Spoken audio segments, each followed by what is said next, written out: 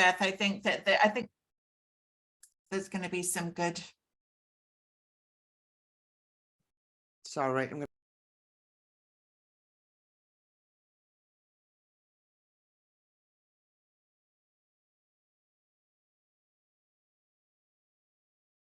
Okay, so welcome back to the Passionate Pioneer podcast series 2 with my guest, KARIN Del Maestro.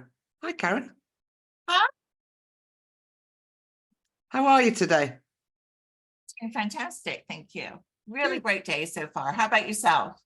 Yeah, busy day, busy day. It's been a crazy day. I've had my hair coloured today, and so I'm but I still feel like a bit like the mad professor because I'm kind of growing it. It's in the in-between stage.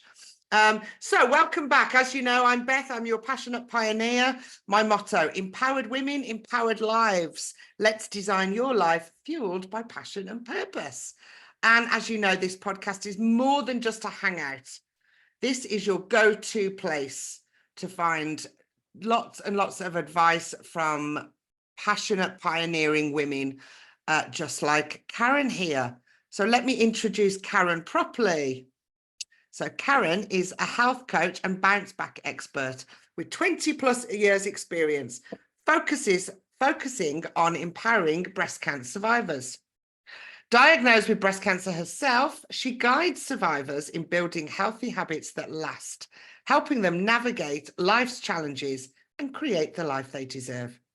Featured on CNBC, Fox 4 and Wink News, KARIN is a sought-after speaker and expert in resilience.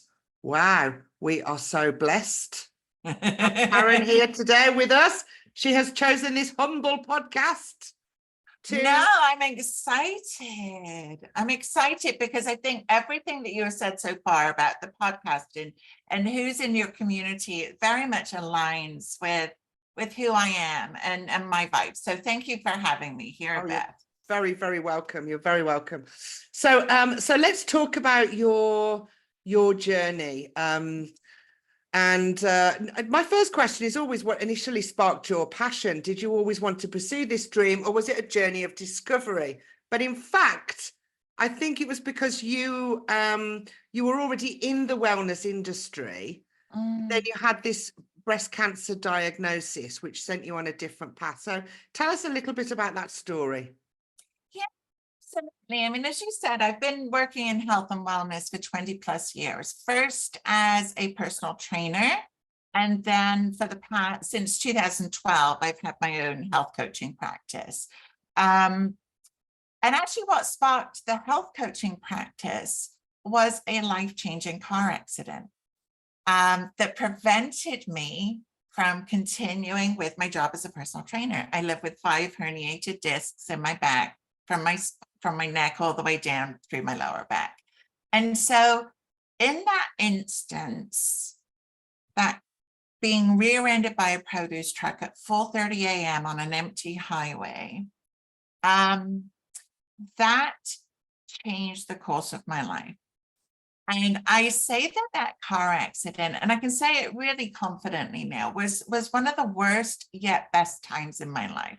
And right. I think this is so often what happens, right? Something happens, something major, and often breaks us down. I lost everything at that time. I lost my job, I lost my home. An 8.5-year relationship had just ended over text, nonetheless. He couldn't even face me in purpose, right? But just everything that I knew changed in that instant. Right. And so I got to ask myself the question, what do I want? What do I do now? I don't even know where to go and what to do. So at that point in time, I was dealing with major PTSD from the car accident. I was a single mom, needed a roof over my head and my kids' head. So a lot of pressure. I was scared, a lot of uncertainty. And so I reached out and I started working with a life coach. I was working with a life coach. I was working with a therapist to help me with my PTSD. I knew that this was more than I was qualified to handle on my own, right? And so that was really what sparked the health coaching journey, right? And it was through my life coach. So she got to know me and she was just like, Karen, have you heard of this thing, health coaching? I mean, back in 2012, it wasn't huge. And when I learned about it, I'm just like, this is my jam, like nutrition, life coaching, everything rolled into one, my jam. And so I went off on that path. And for anybody that has gone on an entrepreneurial journey, I think this is really important to hear, because that path was not linear. That path was really bumpy, right? And you've probably experienced some bumps yourself. Absolutely. Right. And so what happened since I started my health coaching practice, I've moved house 7 times. I have lived in the Caribbean, something you and I share. We had briefly talked about that. I got remarried. I had Zika virus, shingles. I've lost my mom, my dad, and my younger brother. So my entire family unit that I grew up with, lost them all. In the space of 1 month, I was sitting by my mom's bedside as she passed away. My brother almost died the day after her funeral. And 2 weeks later, my husband had a motorcycle accident, almost losing his right arm. And all that month, as you can imagine, the month that was the straw that broke the camel's back. Oh, yeah. Happened a year before I was diagnosed with breast cancer. Right. Now, at that point in time, I was 52 years old. I had been involved in health and wellness. Preventative health was everything I was about. Right. And so I got to ask myself the question, why did I get breast cancer? Right? What happened? Like, I eat well, I move my body, I practice a touch of mindfulness, I remove toxins from my house, like all the major things. But what I wasn't looking at that moment in time was the stress and how I was really not managing it. I had learned as a kid, and perhaps you did too, I'd love to know your input here, that children will be seen and not heard. Absolutely. That's a Gen X classic. Right? I mean, it's just, it's our generation. Yeah. And so I never learned to ask myself, Karen, how do you feel? I wasn't asked that as a kid. It's like, do as you're told, go to your room, do that. Your opinion was not asked for and was definitely not needed and definitely not wanted. No, and so that was something that I just really hadn't learned. Even though I've been in therapy and I've done those things, there was a journey, a self-discovery journey. But going through breast cancer, I also found out at that point in time that I actually carry the BRCA2 genetic mutation. So I was at high risk for breast cancer my entire life. Like I had an 87% chance that I was going to get breast cancer. And so very clearly for me became the picture of what caused this and what was different in my life. Right. And it was that period of time. It was the straw that broke the camel's back. Rarely talked about, right? But there's actually, and this is for anybody that wants to learn more about how to avoid cancers, how to minimize risks. There's a gentleman by the name of Dr. 𝑑r. He was an integrative cancer therapist, and he developed something called the cancer personality profile. Oh, right. Who knew? Okay. Seven things that are dominant. And he studied this over 3 decades, like tens of thousands of patients, common personality traits. Going through a stressful thing up to 2 years prior to a diagnosis is on this list, as are things like being caring and highly conscientious, responsible, things like that, having a hard time saying no. Right.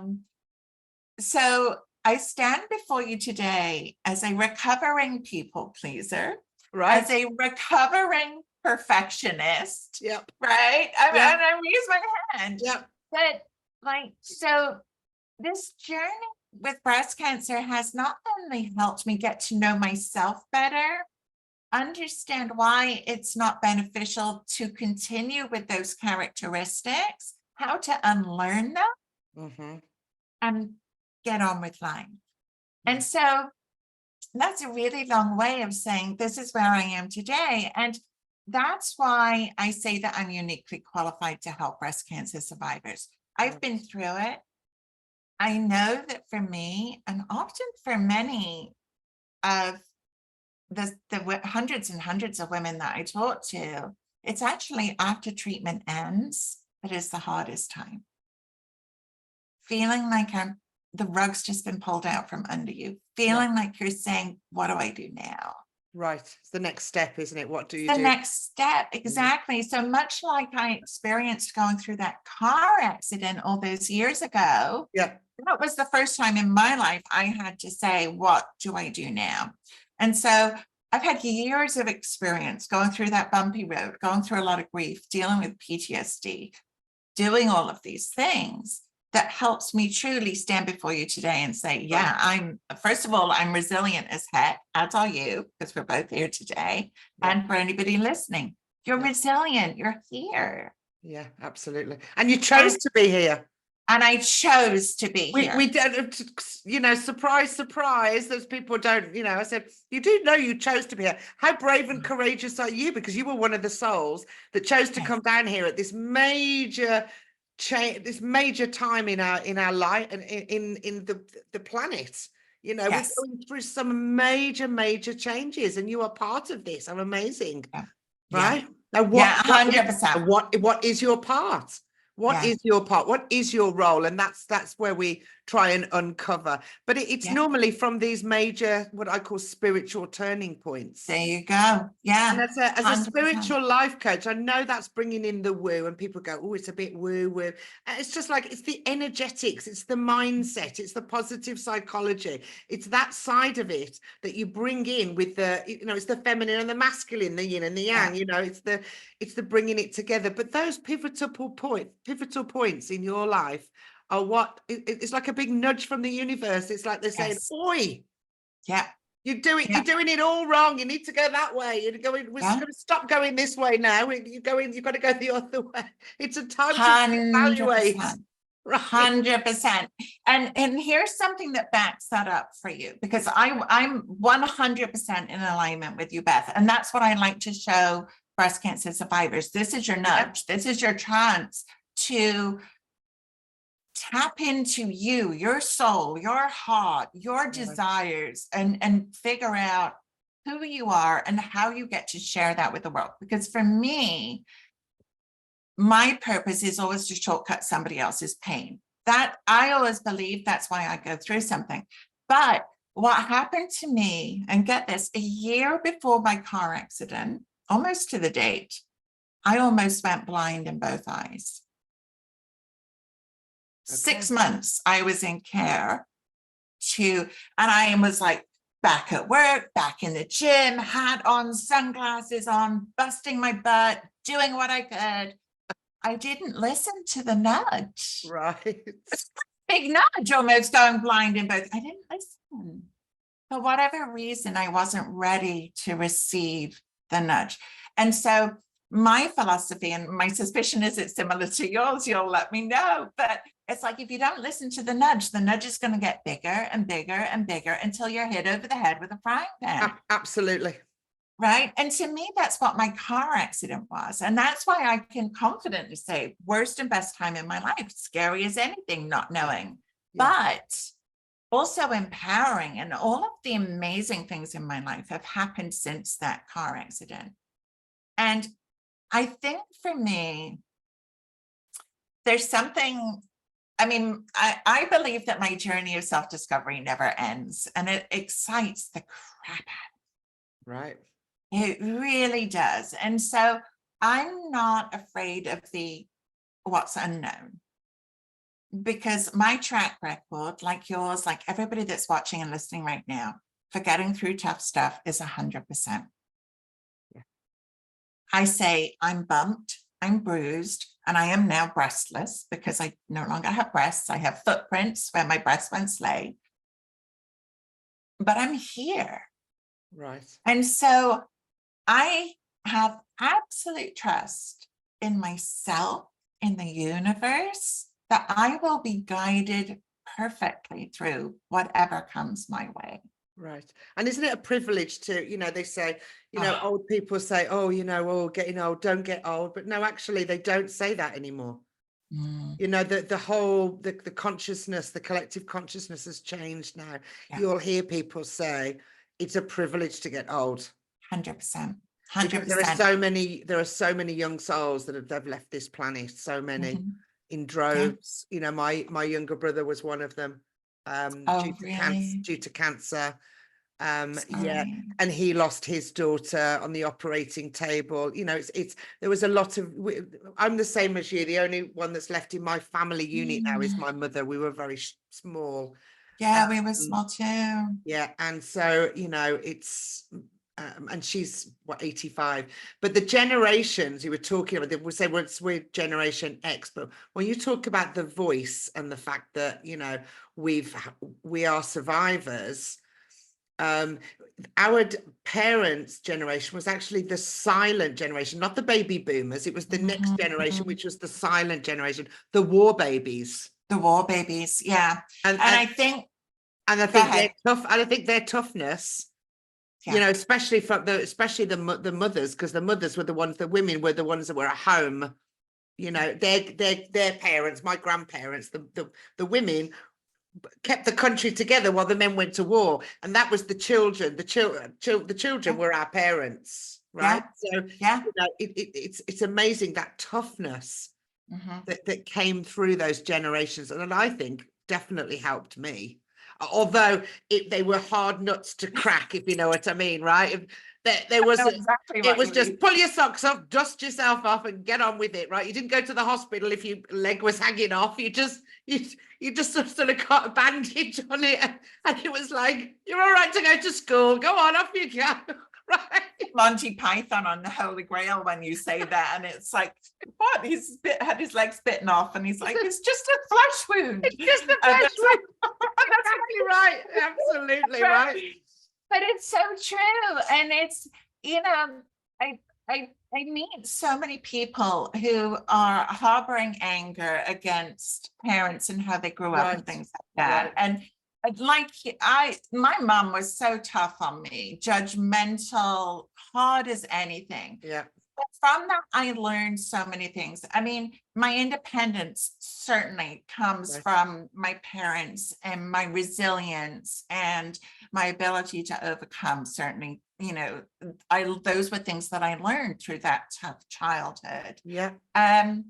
I didn't learn how to feel my feelings. They didn't know how to do that. So how could they didn't. They did. I call it the lumpy carpets, because we had lumpy carpet syndrome. Just sweep it under. Just sweep it under the carpet. You got a problem? Sweep it under the carpet. We don't want to talk about it. Just get on with life.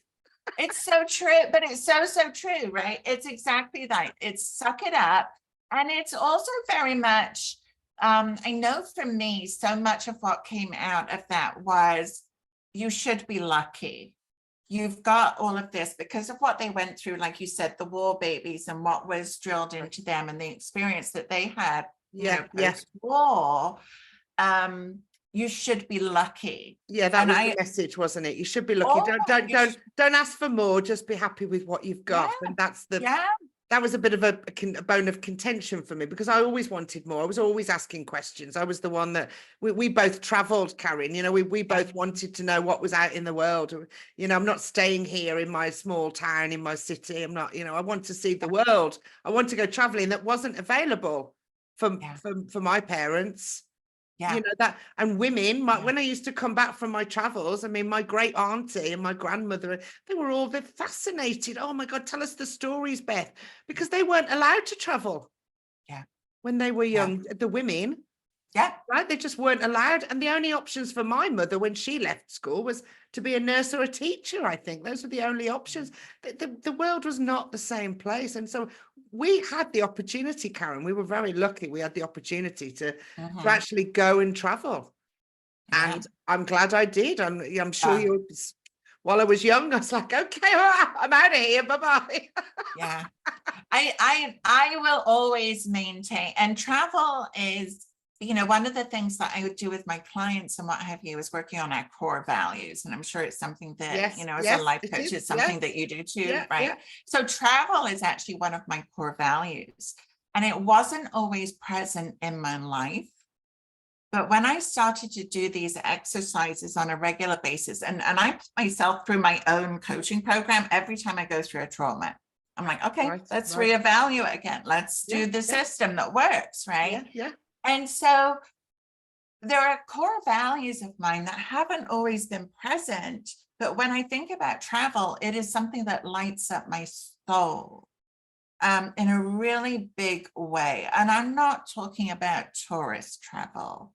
Like I've been to Peru and stayed in a house and been to the local market and unfortunately eaten guinea pig, which was hard because I had Bill and Ben as pets growing up. It's like, but this was the culture. And of course I had to do it because I had 20 people at a table staring at me as the British girl going to eat the guinea pig. Right. But for me, it's that cultural experience of really seeing and experiencing how do other people live and exist in this world, and what can I learn from that? Absolutely. And how then can I share that with others? Yeah. Right? It's not. Yeah. I always see these things. I've got head to toe goosebumps right now. So the universe is telling me, Karen, this is the message for somebody out there today. Yeah. And it's not about me. It's about my experience goes through me and impacts somebody else. And so when we talk about passion and we talk about purpose and we talk about these things, it's bigger than me. Oh, absolutely. Right? It's so much bigger than me. And I've been gifted visions that scare the living daylights out of me because they're so big. Yeah. But I know that I've been given that vision. Yeah. And so I will take aligned action to get there. That's my fifth. I will meet the universe and I will do what I need to do to get there. They do say that if your dreams don't scare you, you're not dreaming big enough, because we've all been dumbed down, we've all been conditioned, we're all like onions trying to unravel the layers and work out who we are and our core, the core values, right? That's why they're called core values, right? So exactly. You unravel everybody else's values that you've piled on over the years, right? And then you find out what's important to you. Yeah. Right. 100%, 100%.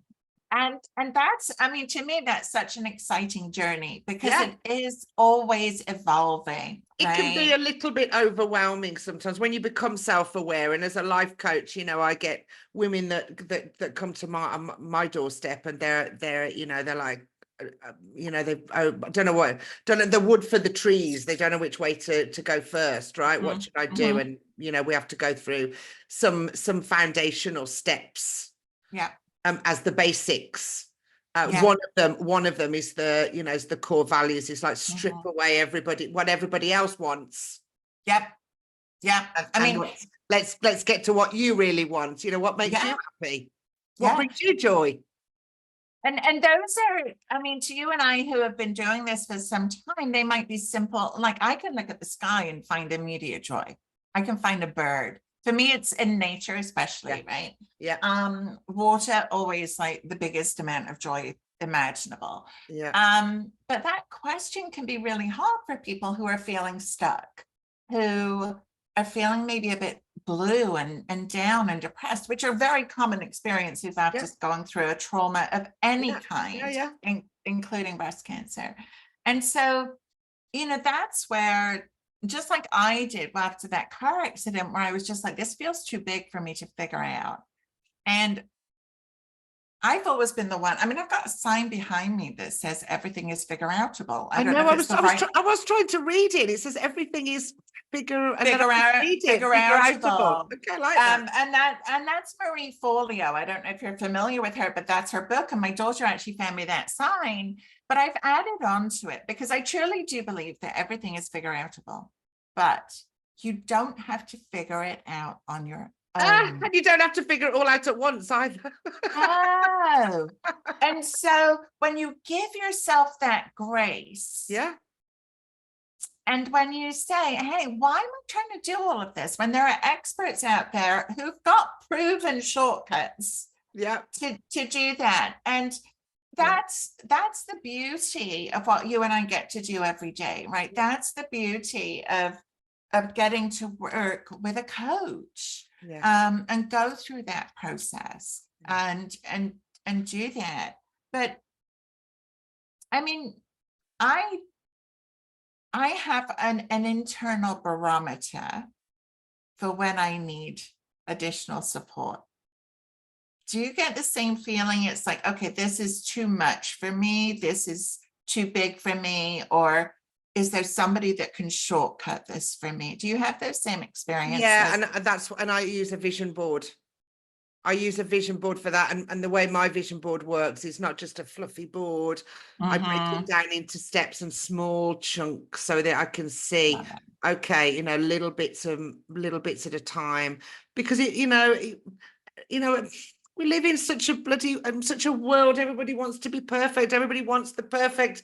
They want the result immediately. We live in we lived in a time where we had to get to a phone box, right? And we had to write a letter to somebody. There was no phones, right? And you weren't allowed to use the bloody phone because get off too much. the fortune, right? So, we had patience. I mean, I didn't have very much patience, and I'm very, very happy and thankful for everything we have today. But we do live in a world that's very now. It's, you call for a pizza, it's in 5 minutes they get it to you. You call for a delivery, it's here the same day. It's just, there's no patience for anything. So people want, manifestations. They want a better life. They want to do, I want to get this, I want to do that, I want to get rid of this, and they want it all now. Now. It's just like, okay, let's have a little bit. Let's breathe. Yeah, let's breathe. Let's do the first thing. What did you do? Did you get out of bed this morning? Well done. Fantastic. Yes, well done. Well done. You got out of bed this morning. You felt like absolute crud, but you got out of bed. Well done. Let's celebrate that small win, shall we? Because some people have that problem. They can't get out of bed, right? Yes. Right. Yes. I'm going to share. So I'm not going to press it because I've got something here. It's a button, right, that you press, and it's got a word of celebration every time. And it could be a whoop, or it could be great job, or you did it, or something different every time, because I'm all about celebrating those small wins. Because what are we doing? We're actually training our brain to look for them, is what we're doing, right? We're training our brain to look for the good. If we think of triggers for trauma, we're training our brain to look for what's known as glimmers. Yes. A glimmer. Well, a glimmer of hope. It comes from a glimmer of hope, right? Exactly. And so I'm all about, and not in a toxic positivity way. Right. We're not faking it over here. Well, we're human beings, right? Yeah, exactly. And I think that one of the things, and we've kind of touched on this, right? It's getting to be brutally honest with ourselves. And again, that is a skill that we have to learn, and we get to learn it. It's difficult. It's one that my clients find that quite difficult when they have to do a self-evaluation, and it's difficult. It takes them time. Well, again, we're thinking of, I love Brene Brown, and I love her rawness, and her book, The Gifts of Imperfection, was a turning point for me, because as a recovering perfectionist, right, it was like the gifts of imperfection. But there's something that she says in that book that I absolutely love. And she says that we need to unpack culture. All of the shoulds that have been placed on us either by society, family, culture, social media, all of the things. We get to unpack all of those things like that, those layers of the onion that you were talking about, all the things we're carrying that are not ours, to reveal who we truly are underneath. And I love that journey. I love that journey because what I get to see in my clients, when I often meet people, there's the dullness in the eyes, just like you were describing somebody coming to you and they don't know what they want or who they are yet. But as you get to work with them, what happens is that sparkle comes back. Right. That's the And joy, isn't it? That's the joy for me. Like, and I just got goosebumps again. For me, that's the, you're here, you've arrived. Yeah. Like, wow. When something falls into place for them, they were like, I was just thinking about that, and it's here, and it's on my, and I'm putting it on my, put it on your vision board. Get the vision board, put it on your vision board, right? Yes, exactly. And so, you know, when we just, for me, I just want everybody to experience that sense of peace and calm and connection to yourself. And when you feel that, it was like when I realized, when I'd gone through breast cancer and all of the other things that I had gone through, and I just said, wow, I went through all of this so that I could serve this community. That now all makes total sense to me. Right. And so I knew that I was right where I was supposed to be. Zero questions. In fulfilling my purpose, my passion, and getting to impact and change lives the way that we both, for me, it's what I was put on this earth to do. Right. And I suspect it was for you too. Yeah, my journey, I went from the corporate world to the teaching world, and I'm glad I was a teacher, because I was like, when I moved to be a teacher, I was like, I know I'm not meant to be a teacher. I'm teaching English. I know I'm not meant to do this. It's just, it's a stopgap, but I'm learning something here.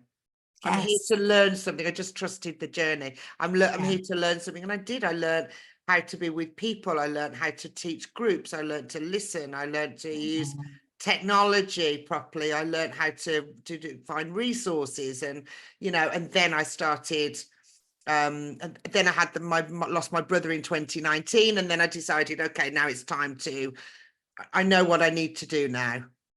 And that's to be, you know, and that's when I started working on my own. And I left the schools. So, you know, it is a journey of discovery, isn't it?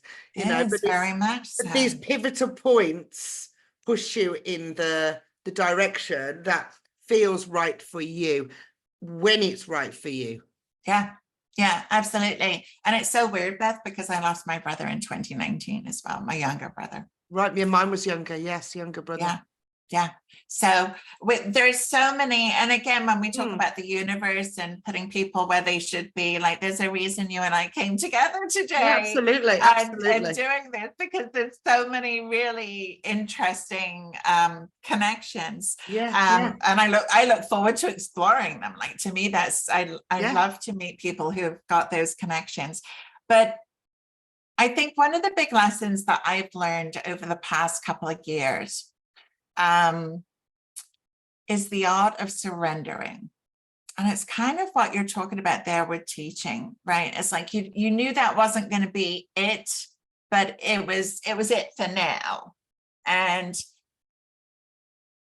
there's an art, and I think as a recovering perfectionist, it's a challenge to let go. Oh yeah. And trying to control everything as well, by the way, can be one of your automatic trauma responses. It's part of the fight response when we talk about fight, flight, freeze, and fawn. Trying to control everything is a fight response. And so learning to let go, trusting not just my ability, because that's tiny compared to something so much more powerful. Trusting in a higher power. Exactly. And And it really is trusting, right? And it's when The energetics is that's why I'm a spiritual life coach. It's the energetics. Yes. It's the trusting, it's the letting go of control, The the letting human go. control, and Mhm. just and let go and let God, as they say. Yes. Which really is true. It sounds Yes. cliche, but that's true.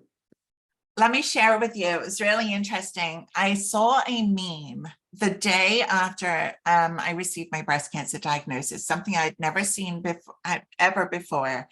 And it said, God will give you more than you can handle, but he won't give you more than he can handle.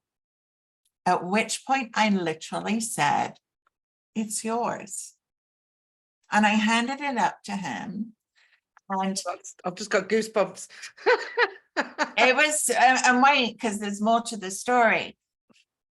And I lived that throughout my entire process. And I said, it's not my, I'll do my part. I will drink my water. I will eat my healthy food. I will do what I need, manage my stress, make sure I'm resting, doing what I need to do on my end, but I'm holding it up because I cannot control the outcome here. Right. Right. And I never saw that meme ever again until literally a month ago. As I was reading the book Worthy by Jamie Kern-Lima. If you have not read it and you're watching this, please read it. It is such an amazing book.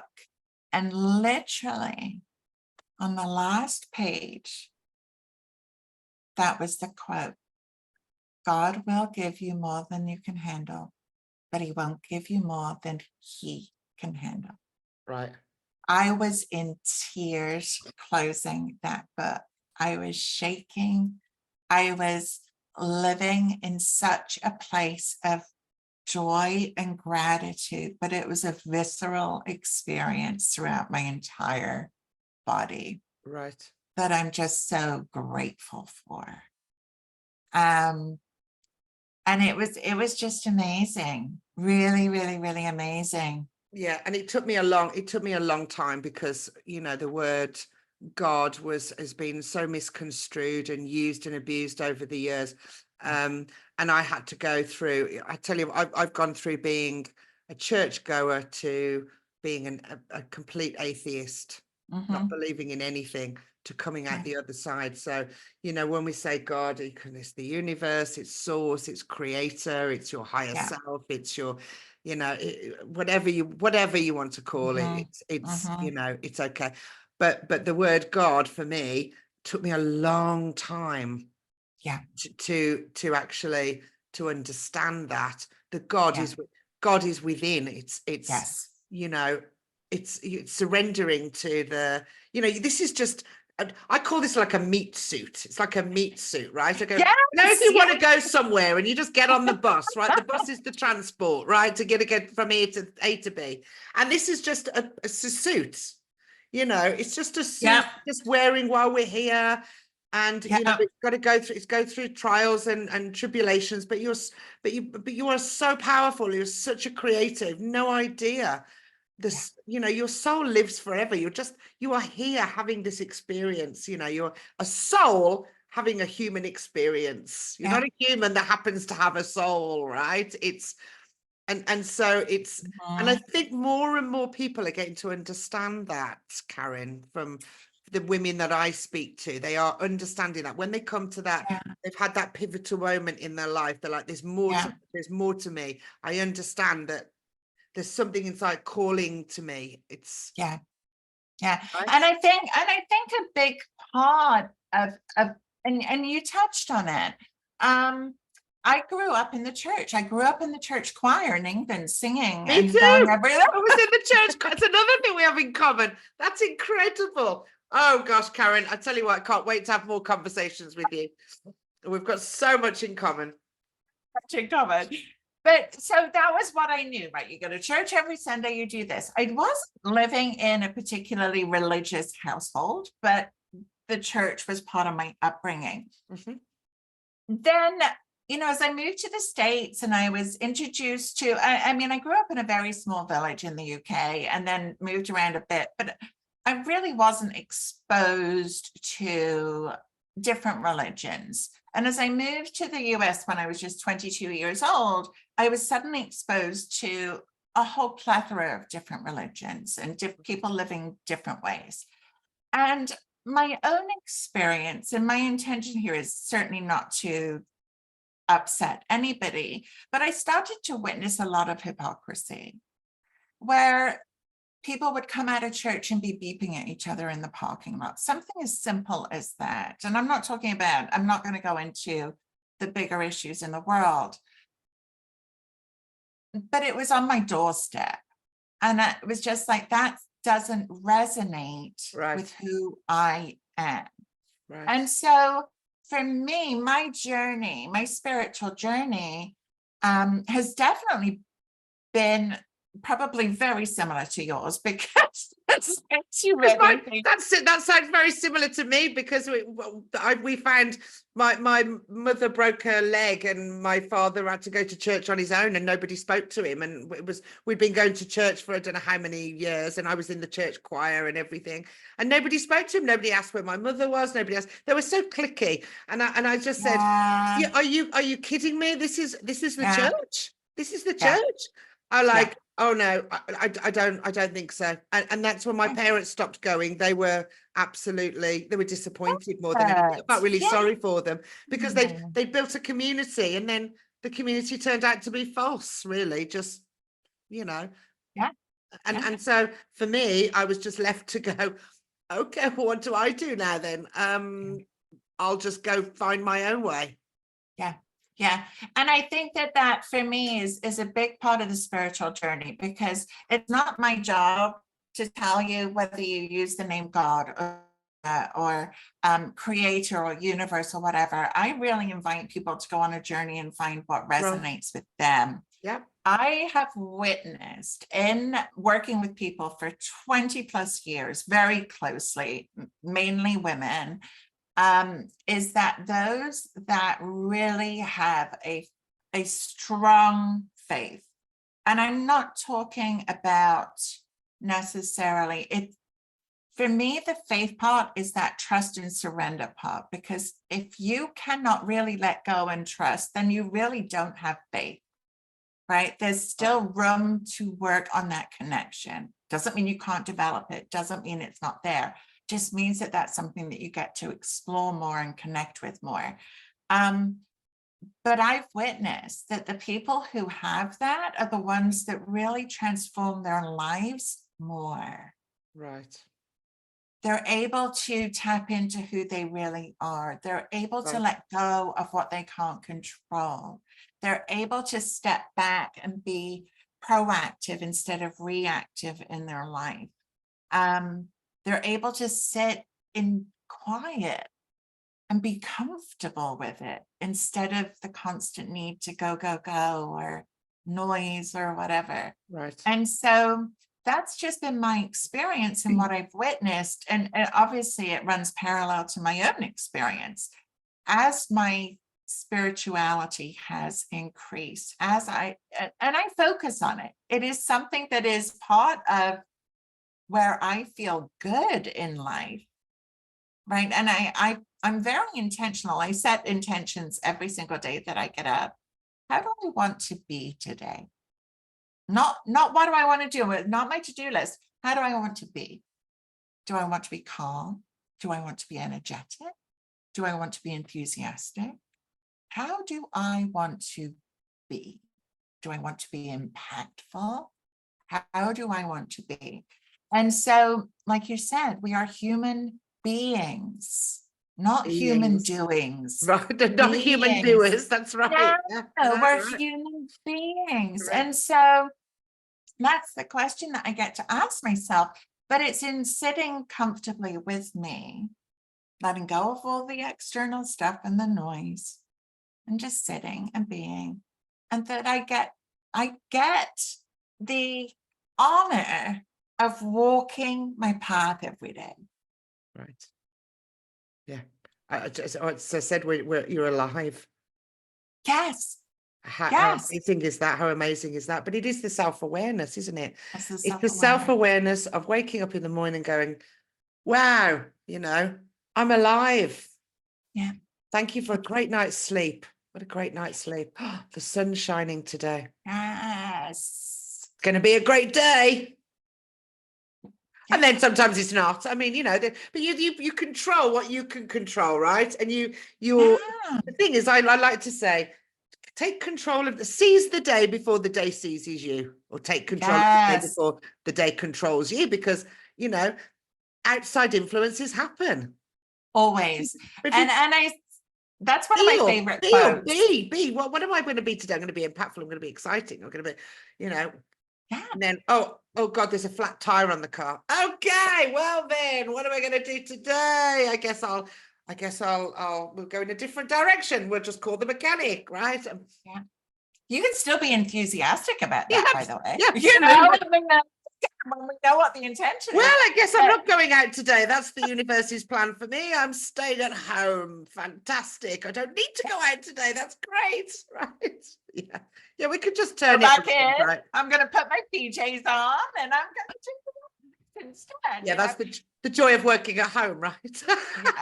Yeah, definitely. I did put full clothes on today, by the way, just so you know. Like I do actually have a denim skirt on under here. I'm not. I know you get it. I do. I totally get it. Yeah, I think all the time, like when things like that happens, when that flat tire happens, or your computer dies, or something happens, right? I think of the scene from Friends where Ross and Chandler are bringing the couch up the stairs, and Ross is like, pivot. And it's so true. It's just like pivot. Yeah. You're being nudged by the universe here to pivot. And I've heard so many stories of people who've lost their keys or have flat tires, and they've actually avoided an immense accident. Right. Yeah. For where they would have been.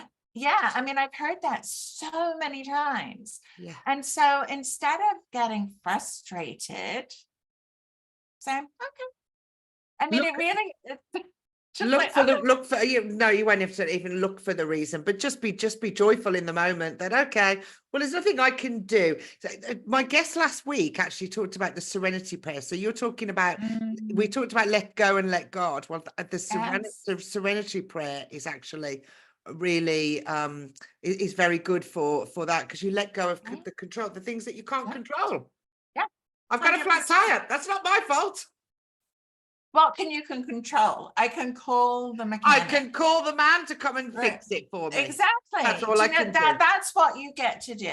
Yeah. And you're here and you get to do that. Yeah. There's a big mindset shift that we work on in my practice. And it's instead of I want to, or I have to, like I have to call the mechanic. No, you get to call the mechanic. How lucky.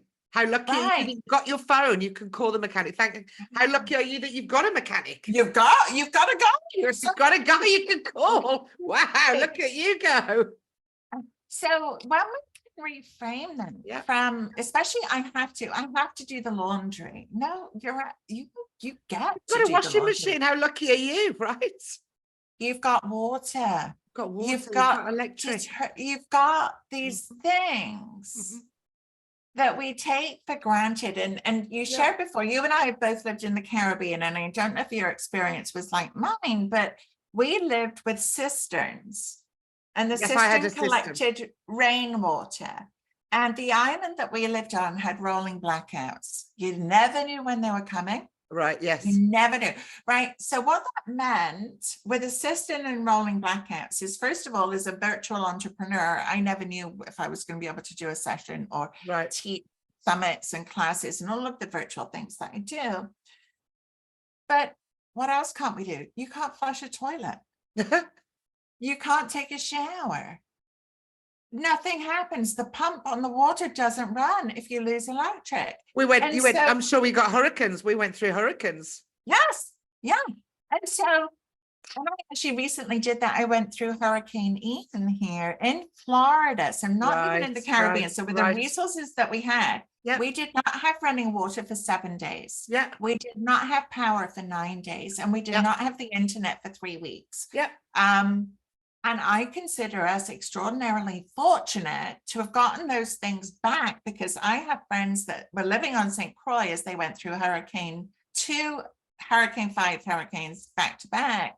They didn't have power for 9 months. Yeah, They absolutely. We were didn't have living power off for generators. 2 months, I think, 2 or 3 months. I Yeah. think we had, we were Yeah. just, I was just cleaning out. We were just cleaning out stuff and moving trees, and it was just clean up basically. We just Yeah. cleaned up the island it took us Yeah. like months to clean up the island. Yeah. But what did we learn? For me, let Yeah. go of what you can't control Yeah. and go with the flow. You'll get power back when you get it back. You'll Yeah. get water back when you get it back. Yeah. You focus on what you can actually do. And so through those horrible experiences that can lead to a lot of mental and emotional ups and downs, putting it mildly, for a lot of people, they can be Yeah. very, very traumatic. It's that resilience muscle that we're It's the humanity building. side of things. I found that was, everybody Yeah. got sort of, everybody Oh, came together, amazing. and Yeah. when the shit hits the fan, basically, the chips are down. You want to see how humanity comes together. They really do. Yeah. Back to back, shoulder to shoulder, they stand with you, and you'll find that it's amazing, really. Yeah. Yeah. That was It our amazes me. experience too. Yeah. Meeting neighbors that we hadn't seen, having conversations in the street, checking in on each other. I remember the day after the hurricane, hours came through at night. One of our neighbors 3 doors down, we were all out talking. Are you okay? Do you need anything? And they were there with a cup of coffee. And I'm like, how did you get coffee? And they're like, we've got a generator hooked up to our coffee machine. Would you like one? And I'm like, oh my God. Okay, I'll take one. You are angels on earth. Thank you so much. And so just, these are the lessons that you have an opportunity to learn. So could it take you down in the dumps and leave you crumpled on the floor? Yes, absolutely it could. But I think it's always important to understand that you get to choose. You get to choose. And I will always choose to rise. I will always choose to learn the lesson, and I will go out there and try to shortcut somebody else's pain that's walking that similar path. Yeah, pay it forward. Yeah, always. Yeah, I think that's why we're here, right? To pay it forward. 100%. Fantastic. Yeah. Fantastic. Yeah. So, well, let's finish on what advice would you give to women who are just starting to follow this journey, and maybe what they want to own their story and follow their dreams, follow their passion, looking for their purpose? What advice would we give to them?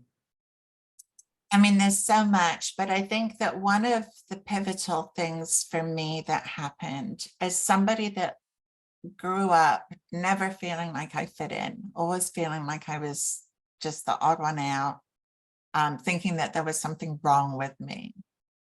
And I would say to you that not fitting in is actually your superpower. Because that's what makes you uniquely you. Those are the gifts that you have that nobody else has. And my life shifted when I started to embrace my not fitting in, embrace who I am, embrace the fact that I think differently from so many people that I know, and trusting in that and believing in that, and know that the path will be bumpy. Know that there's going to be wins and there's going to be things that don't go well. And when things don't go well, it doesn't mean a damn thing about you. It doesn't. Look at data, look at information, learn from it, grow from it, and follow the path that's yours. You know it. We name our inner voices in my community. The negative one in our head we call negative Nancy, with no disrespect to anybody called Nancy. Then we've got positive Pamela, who's your biggest cheerleader. She's always cheering you on. And then there's that little one in your gut and we call her Whispering Willow. Oh, nice. And she is your guide. She's the one you listen to the most. She's the The one you quietest listen voice to. is the one that you listen to the most. Yes. Yes, yes, very good. Yeah. So Excellent. listen to Whispering Willow, and she won't lead you wrong, No, because that is your soul, that is your intuition, that is the creator in the universe guiding you on a they're path that guiding they you. already see for you. Yeah, We're just not privy to it yet. very good. Yeah. And I might just add to that, when you said it's the path of not fitting in. It's you didn't come here to be ordinary, you came here to be extraordinary. Right. Wow, what a way. Own it. What a Own way it. to own it, own your story. What a way to end this podcast interview. Thank you so much. A million thanks. Oh, such a To pleasure. KARIN for joining us today. And thanks to our audience for hanging out with us. We hope you found it inspiring and empowering. For more information on how to join my ever-growing Passionista Society membership, or join my 5-day free event called Passion, where we'll be laying out all the foundation blocks to help you take the next step. Or if you want to be a guest on this show or work with either of us, give us a shout. We are here, and what? We are here. I've just lost my, we're here and ready to support we're you. here and ready to however you need support. it. There you go. Thank you, KARIN. I just completely lost my words there. So until Happens next to the best time, of us. this is Beth and KARIN signing off. Bye-bye. Thank you for joining. Thanks for watching.